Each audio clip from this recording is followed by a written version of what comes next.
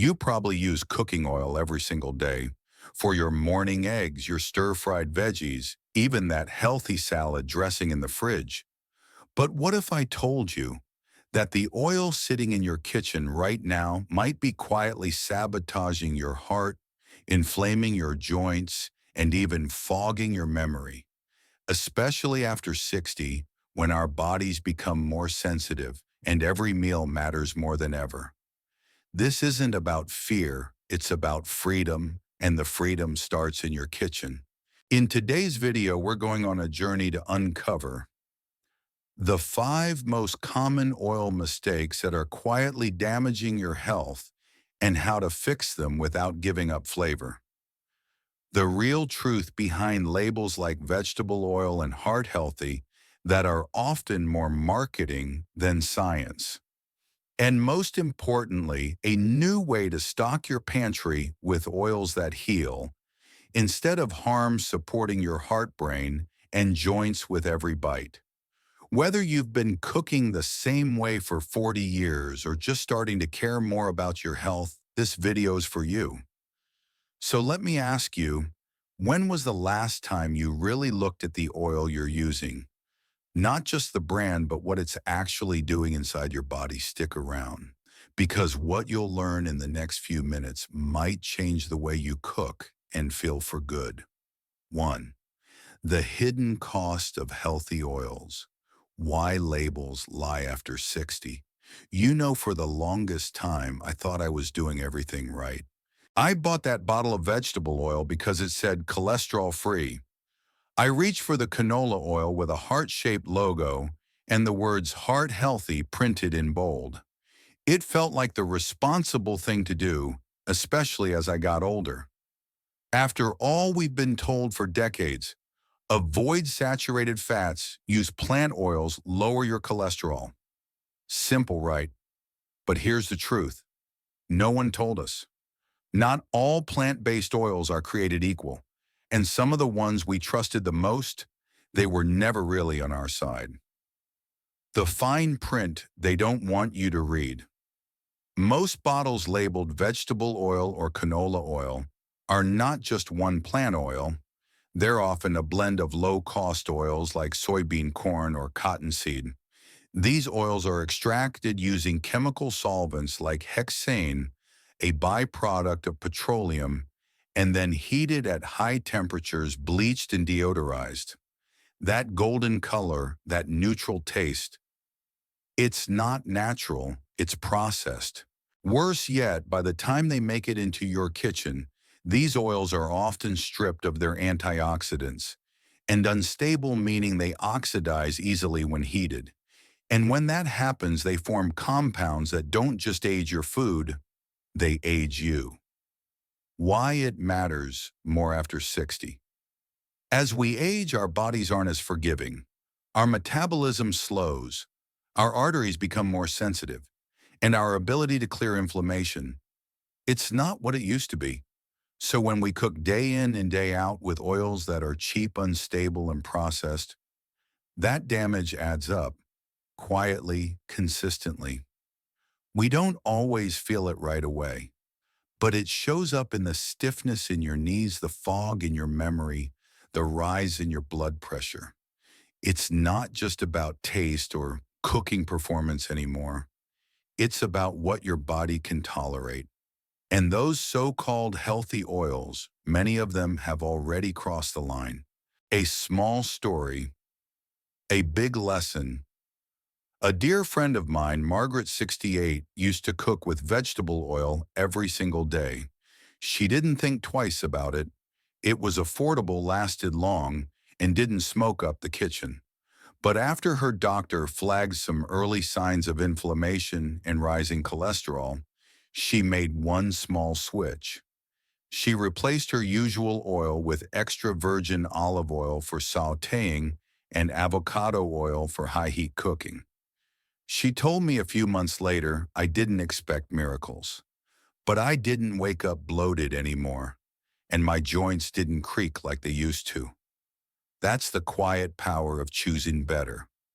Not overnight transformation, but steady, gentle healing one meal at a time.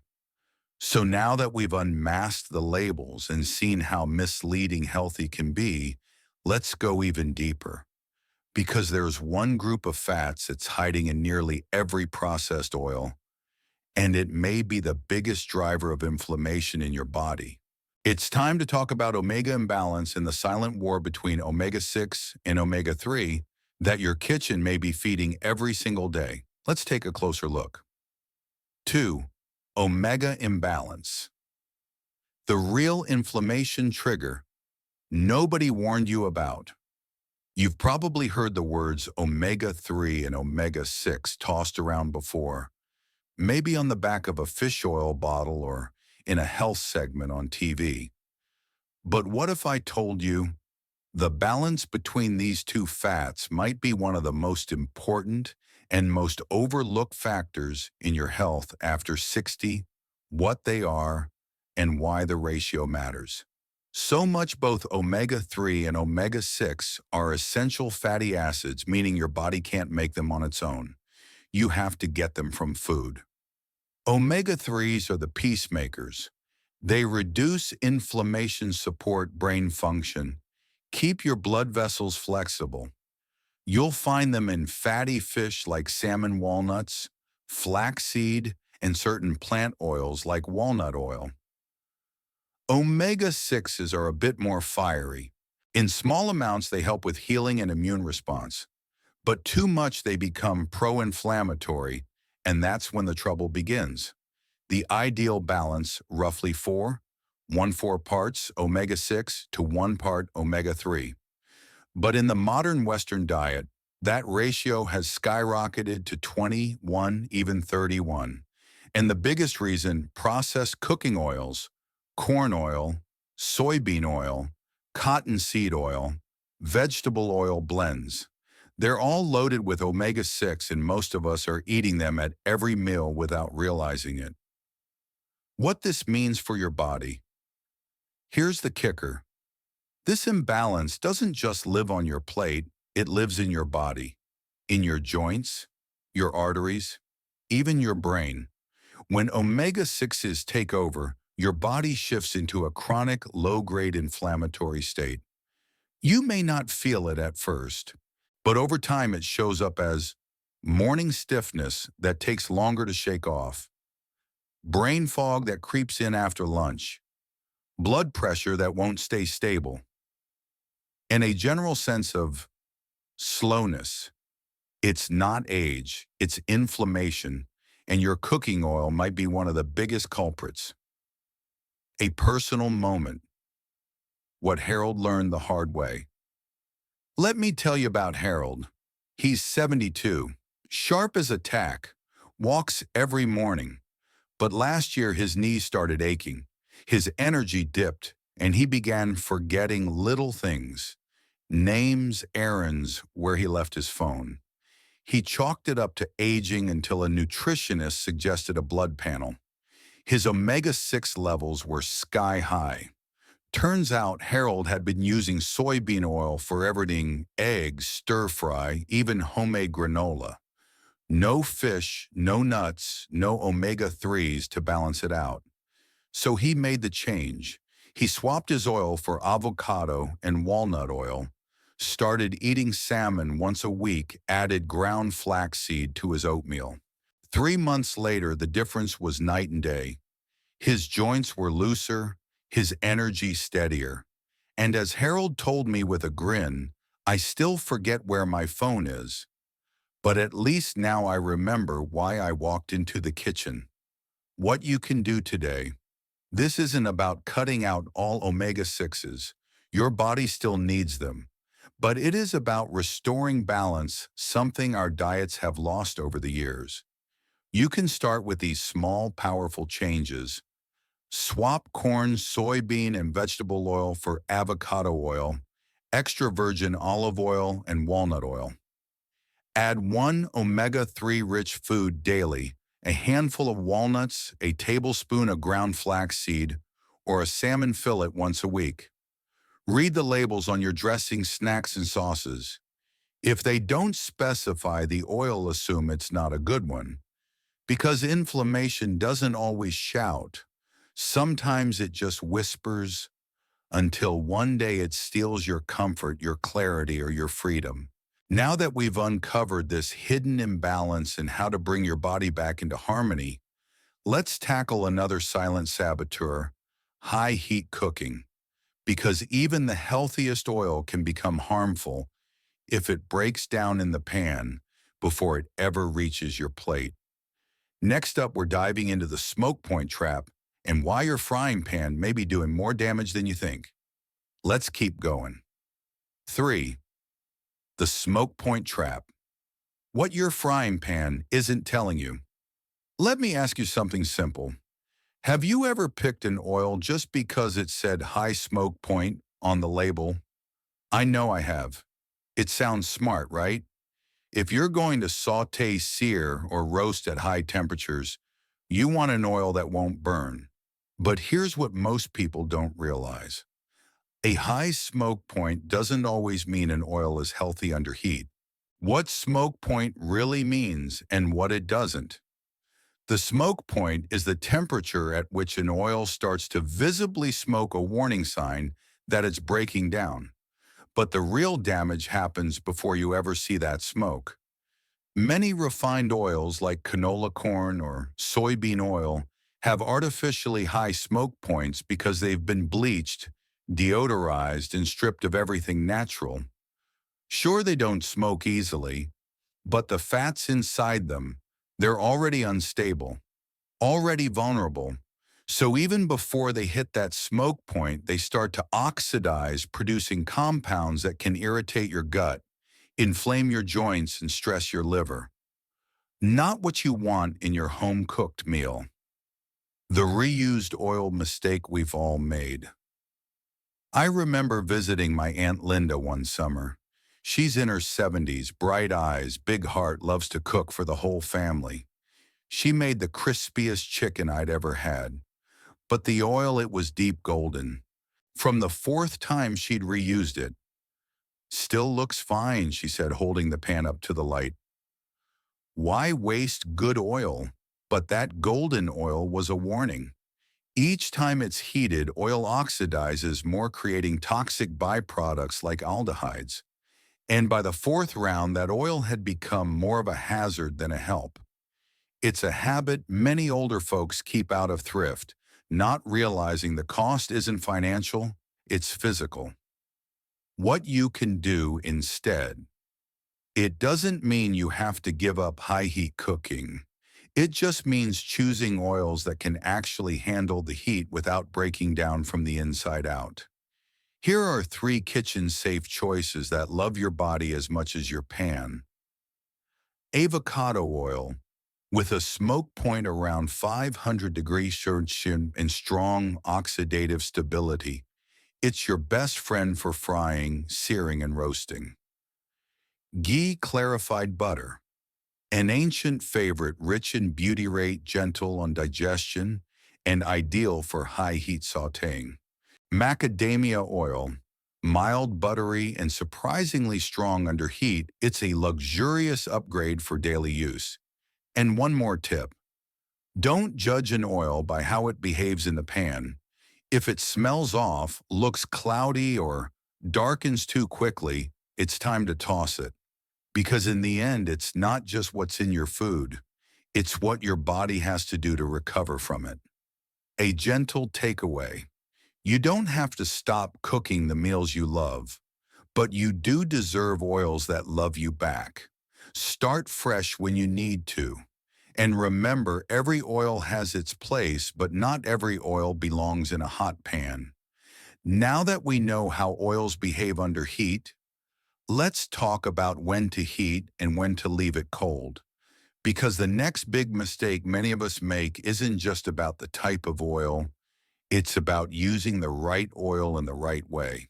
In the next section, we'll explore the difference between cooking oils and finishing oils, and how choosing wisely can unlock more flavor and more health in every dish you make.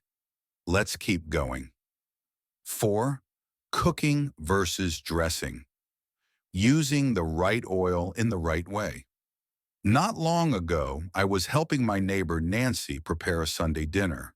She had everything planned: beautifully roasted veggies, pan-seared salmon, and a fresh green salad. But then I saw her reach for extra virgin olive oil to fry the fish and sesame oil for the salad. I paused. "Nancy," I said gently, "those are both great oils, just not in the order you're using them." She looked surprised, because like most of us, she thought, if the oil is healthy, it's good for everything. But here's the truth. Even the best oils can become harmful or lose their magic if we use them the wrong way. Not all oils are meant to be heated. Some oils are meant for cooking. They're stable under heat, retain their nutrients, and don't turn toxic. Others are meant to be savored raw in dressings, drizzles, and dips, where their flavor and benefits stay fully intact. Let's break it down. Cooking oils. Great under heat. Avocado oil. High smoke point, neutral flavor, full of monounsaturated fats. Ghee, rich, buttery, and heat-stable, a beautiful choice for sautéing. Macadamia oil, smooth, subtle, and perfect for stir-frying or baking. Finishing oils, best used cold or after cooking. Extra virgin olive oil, full of antioxidants and polyphenols that degrade with heat. Walnut oil, delicate and nutty, rich in omega-3s but breaks down quickly when heated. Flaxseed oil, a true omega-3 powerhouse but strictly for cold dishes. The common mistake. One oil for everything. It's convenient to have just one oil by the stove, but convenience can come at a cost. Using EVO in high-heat cooking, you're not only losing its health benefits, you're risking oxidation. Frying with walnut oil, you're destroying the very fats that make it good for your brain. On the flip side, using avocado oil in salad dressing, totally fine, but you're missing the bold flavor and antioxidants that finishing oils offer. It's like wearing a winter coat in summer and flip-flops in the snow. The tools aren't bad, they're just out of place. A gentle lesson from a gentle switch. After that dinner, Nancy made a tiny change. She started keeping 2 bottles on hand. Avocado oil by the stove, extra virgin olive oil by the table. She told me later, my food didn't just taste better.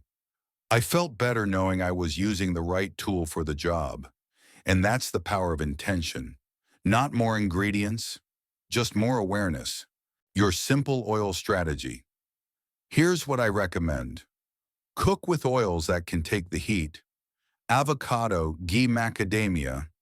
Finish with oils that shine cold. EVO, walnut, flaxseed.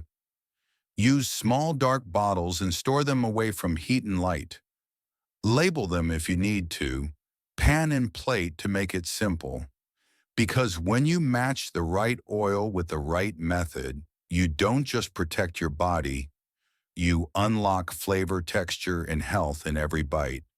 Now that we've learned how to use oils wisely, there's just one more piece to the puzzle. How do you actually start fresh? How do you clean out what's not helping, stock what your body truly needs, and build a pantry that supports your health one meal, one bottle at a time? In our final section, I'll walk you through a simple 3-step plan to reset your oil cabinet and reclaim your kitchen with confidence. Let's finish strong. 5.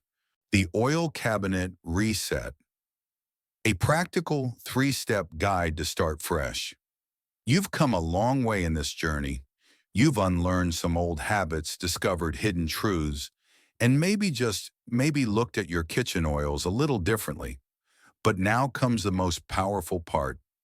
Taking action. Not big sweeping changes, just one small step at a time.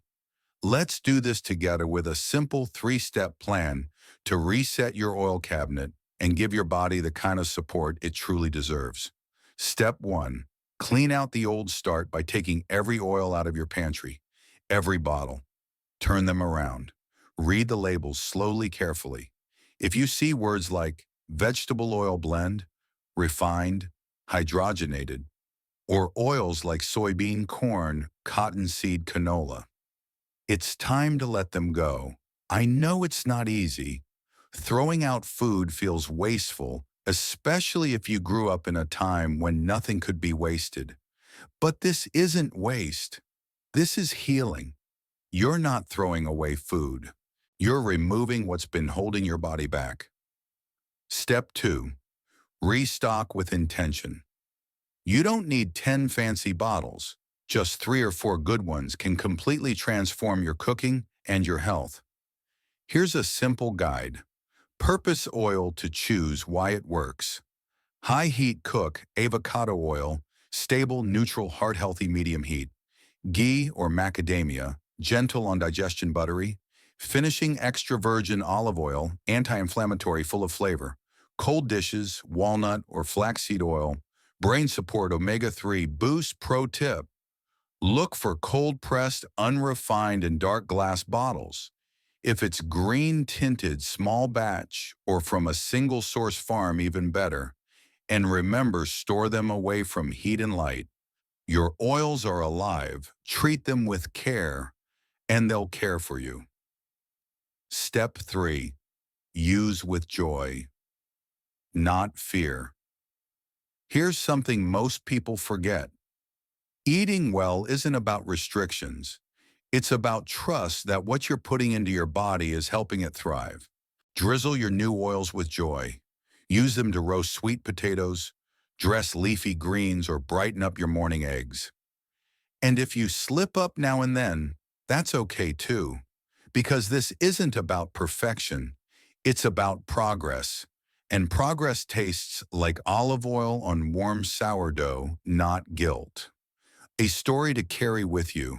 One of my subscribers, Maria66, messaged me recently. She said I used to avoid fat. I was scared of it for years. But now I have a little bottle of walnut oil that I treat like gold. It goes on my oatmeal, my salad, even my roasted carrots. I feel like I'm finally feeding my body instead of just filling it. And that's the whole point. So here we are. You've learned what to avoid. You've discovered what to embrace. And now you're equipped to make simple, powerful, delicious changes starting today. Because changing your oil isn't just a kitchen decision. It's a health decision, a longevity decision, a self-respect decision. If this video helped you see your oils in a new light, give it a like.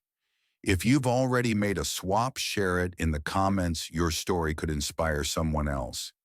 And if you want more heart-centered, practical health tips like this, hit subscribe. We're building a community of people who choose better, live stronger, and cook with care. Thanks for spending this time with me. Until next time, take care of your heart, your home, and your pan.